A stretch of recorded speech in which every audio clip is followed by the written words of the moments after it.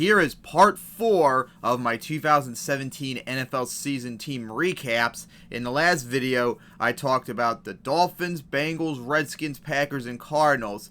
And in this episode, I'm going to talk about the final 5 teams that missed the playoffs in order: the Baltimore Ravens, the Los Angeles Chargers, the Seattle Seahawks, the Dallas Cowboys, and the Detroit Lions. So here we go. So we first start off with the Ravens. And coming into 2017, I really didn't probably expect that much different than what they did in 2016. But they started off the season at first really strong. Remember, they shut out the Bengals on the road. They destroyed the Browns, host them. Matter of fact, they had 8 turnovers for crying out loud in those 2 games. That was unbelievable. That defense was looking really good. But then they would go on to struggle for like the rest of the season. Like the rest of the first half of the season, got destroyed 44-7 against the Jaguars. They got destroyed by the Steelers. They blew an overtime loss to the Bears, for crying out loud. So they were at 4-5, still in the mix though, because the AFC side of the playoffs was not really good. They went on to win 3 in a row though to be in the mix. And before you know it, in the last week of the season, they were 9-6, and they were hosting the Bengals, who were terrible this year, and they destroyed in Cincinnati earlier in the season. And all they had to do was just win, and they are in the playoffs. That's it. That's all they had to do. And they almost shit the bed. They made the comeback. They forced the Bengals on 4th and 12, but then the defense decided to choke and let the Bengals score to win the game and knock them out of the playoffs.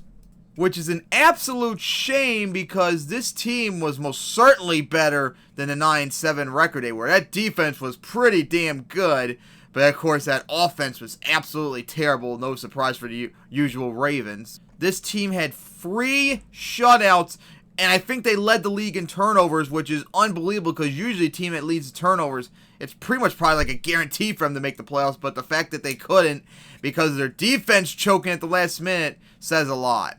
And this also ties the longest stretch in Ravens history, 3 straight years in a row where they missed the playoffs, going all the way back to 1996 to 1998. So what do they do? What do the Ravens need to do to finally get over that bump and make the playoffs, since they were just on the verge right here and there? Well, one thing, they need to get a wide receiver.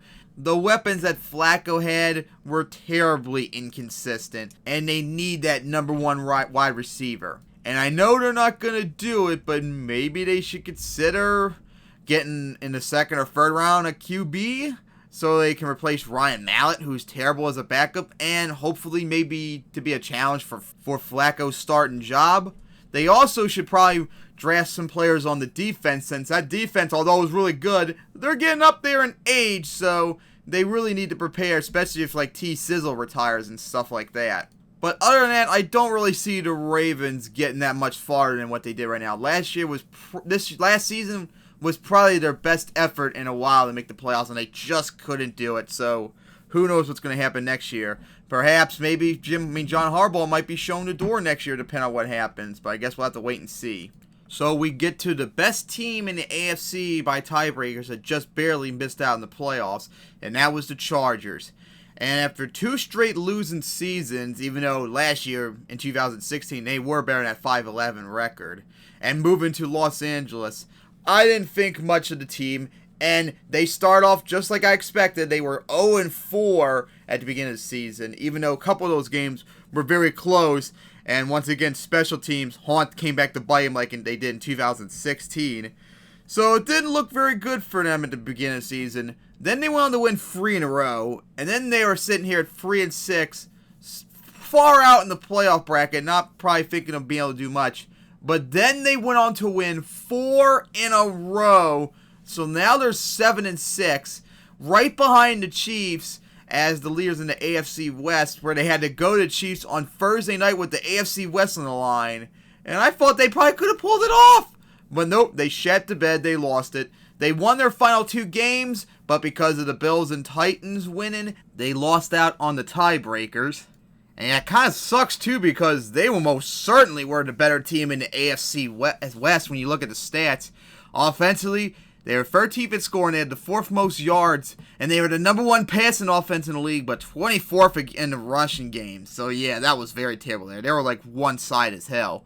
Defense, though, out of nowhere, Chargers finally got defense once again.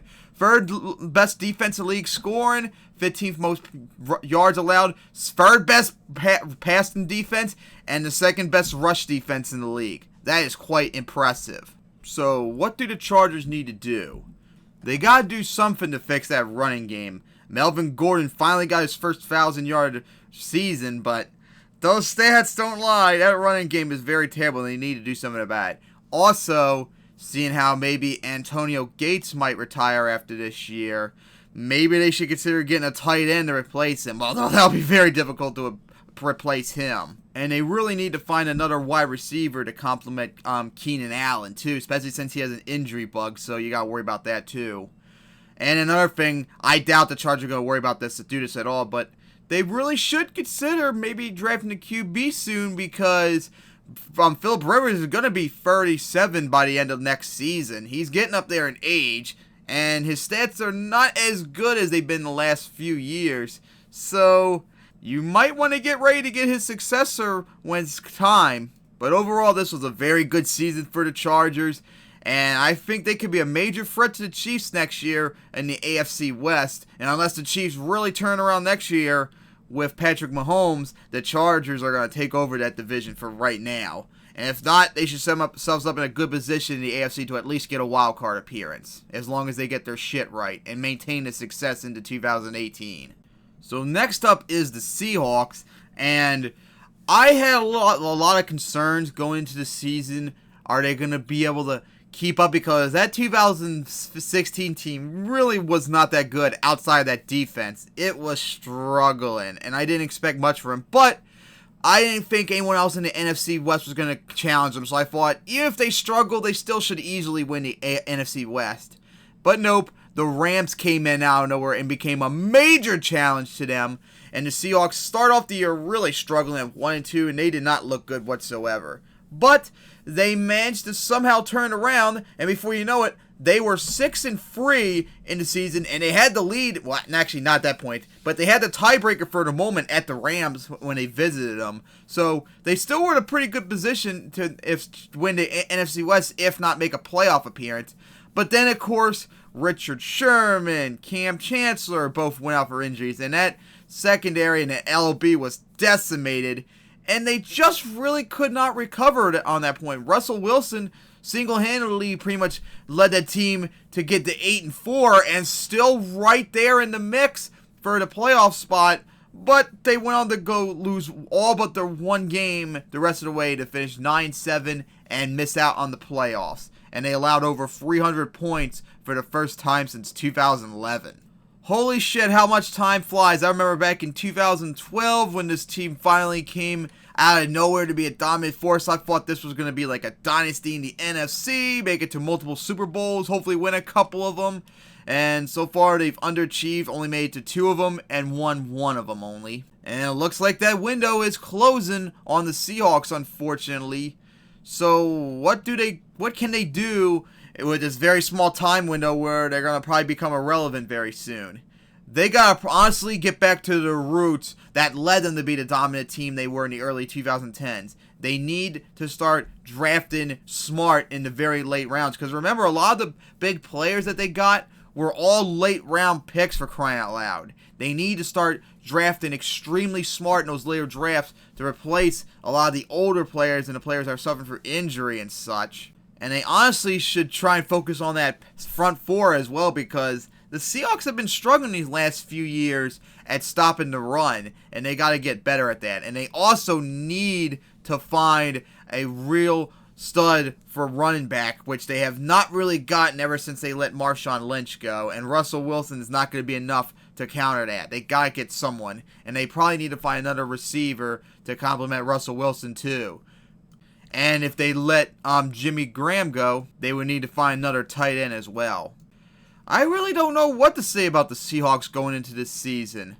I mean, the Cardinals, I think, are going to be terrible, so they're not going to fall to 4th. The 49ers could be a challenge for them, so they might even fall down to 3rd place, possibly. I don't know. But right now, I think that in 2018 so far, I think they're going to be around the exact same, around 500, if over 500. So they might still, even though it's not going to be easy in a very competitive NFC, they still could be a playoff threat perhaps. But this time around, probably only as a wild card team, if they're even lucky at that. So 2018 is going to be a very important draft. They need to rebuild to get back to their dynasty form that they should have been. And then we get to another disappointing team in the NFC, and that's the Cowboys. And holy shit, what a difference a season made. After going 13-3 last year with Dak and Zeke, I thought, other than a very tough schedule, I still thought this could be a team that could easily probably win the NFC East and maybe challenge for first round bye if things go right for them. But one thing to start the season with was a big concern was Zeke was going to be suspended for the first 6 games. And luckily for him, that got pretty much like shoved to the side pretty much the majority of the first half of the season. So he played, but the Cowboys really underperformed. They were 2-3 for crying out loud. They lost again to the Packers in a close one, and they let the Rams come into their place and beat them in an offensive shootout? What the fuck's up with that? But then all of a sudden, they turned it around. Zeke played like an all-pro that he was, and they were 5-3, even though they weren't in the playoff hunt really out of the playoff picture at that point. They still were right there.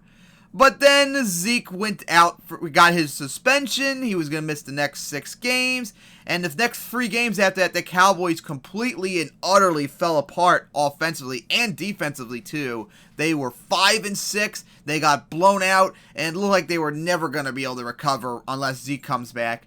But then all of a sudden, they turned it around. They won the final 3 games without Zeke, and here they were, 8-6, They still were in the playoff mix. They got Zeke back. They had to host the Seahawks, who were not doing really good either. And then they had to visit the Eagles, who by that point probably would rest their stars that they might have home field advantage wrapped up. So the Cowboys were looking in good position to still challenge the Falcons and the Lions for the last wild card spot in the NFC. But nope, they blew it. They lost to the Seahawks, and that eliminated them from the playoffs as they finished a very disappointing 9-7 season, just like they did in 2007-2008. After they went 13-3, they went 9-7 the year before, another disappointing finish. So what went wrong for them? Well, for one, Zeke being injured, missing 6 games this season, that wasn't really good. Dak regressed, that was very unfortunate. That offensive line that was supposed to be very good, strength for the Cowboys the last bunch of years, was pretty bad. See the Falcons game as an example. But that defense actually did improve and looked pretty good. So, if the Cowboys can get back into their shape, hopefully have Zeke play the entire season next year. Hopefully for them, Dak can actually get back to his rookie season success. Maybe the Cowboys could be a challenge and a threat for a wild card spot in NFC playoffs, and maybe challenge the Eagles for the NFC East next year. But man, you just don't know. You really, really, really don't know what's going to happen at all. And the only thing maybe I would say that the Cowboys should maybe do in a draft is maybe draft a wide receiver to one, be accounted for Dez Bryant, especially since he was not really good at all in that last season. So they need someone to be a number 2 receiver and maybe number 1 to replace Dez.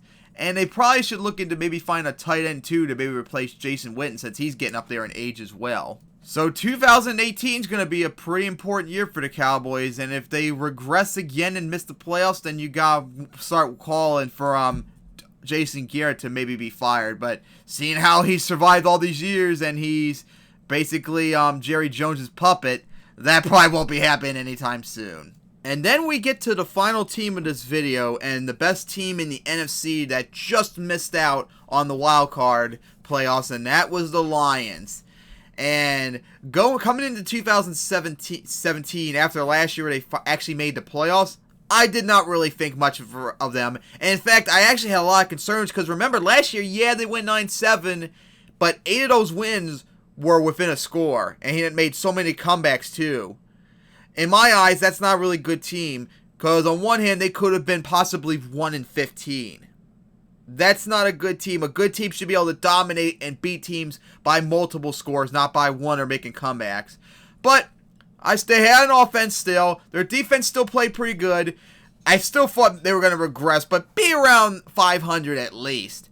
So they start off the year 3-1, and other than that unfortunate loss against the Falcons, and of course later on that loss against the Panthers where they blew another lead, the Lions were playing just like they were the year before, where all their games were being won and lost by very close margins. But later on in the year, that kind of started to go away. They, unfortunately for them, lost 3 in a row. They looked like they were out of the mix at that moment. They then went on to win 3 in a row. And at the end of the point of the season, here they were 8-6. They still were in the playoff mix, even though it was going to be tough for them since the Falcons, as long as they have a better record, then we're going to miss out on the playoffs. They had to win out and just hope for the best. But then they went and visited the Bengals. They got absolutely embarrassed, lost that game, and were eliminated from the playoffs. They beat the Packers the next week to get a second straight winning record, their first time since 1994-1995 doing that. But that wasn't enough to save Jim Caldwell's job. He was fired. They brought in Matt Patricia, who I think was the Patriots' defensive coordinator. Why would you bring someone in who had such a terrible defense to start the year, for crying out loud? That was a terrible move, for crying out loud. Oh boy, the Lions done do the Lions things. So, what went wrong with the Lions? Well, they were the Lions as always. They lost games that they should not have lost. Now, of course, the Falcons one was very unfortunate, but of course there's nothing you can really do about that. Like, how about not lose to the Bengals, who were terrible, and you had to beat them to keep in the playoff hunt? Now, of course, if you did beat them, you still would have missed the playoffs because the Falcons had the better, tiebreaker of you, but you could have been in a much better situation if you just beat them like you were supposed to. Maybe Jim Caldwell might have kept his job if they improved to 10-6. And of course, as you see, that defense stat is not really good at all. That defense has been regressing these last bunch of years after that dominant defense in 2014. But the most glaring weakness of them all, look at the offensive stat. As this has been the case for the Lions for for over a decade now, once Barry Sanders left. 6 in passing offense, but dead last in the running game. There is one thing, and one thing only, the Lions need to focus on going into the 2018 offseason. Running back, running back, running back! They need a running back. They need someone who can run the ball, get 1,000 yards, if not more. Because until you do, the Lions' offense is going to be incredibly one-dimensional. Matthew Stafford's going to make too many dangerous throws that force in incompletions, sacks, interceptions, or whatever, and you're not going to go anywhere. And better yet, the best you're going to get is the 9-7 record you probably got this year. Maybe make a playoffs, but be one and done after that. You need a running back badly, or you're not going anywhere. And you need to improve that defense very badly. But of course, bringing Matt Patricia in, don't expect that to happen. So, unless they get all these things changed, unfortunately, I think the Lions could possibly fall to the bottom of the NFC North this year. Next coming season, I really do, because the Vikings are definitely better than them. The Packers, I think, are going to bounce back as long as Aaron Rodgers stays healthy, so that'll knock them down to third place. And then if the Bears do a good draft and such, they could easily challenge the Lions and make them fall all the way down to the 4th seed. So, I don't think 2018 is going to be a good year for the Lions, unfortunately. And a lot of it is because of their doing. Thank you for watching. I hope you enjoyed. Leave your thoughts in the comments, as we're going to be doing part 5 hopefully tomorrow, as we finally get to the playoff teams. And the next video I'll talk about the teams that made only to the wild card round, which will be the Bills, Chiefs, Panthers, and Rams. So see you then.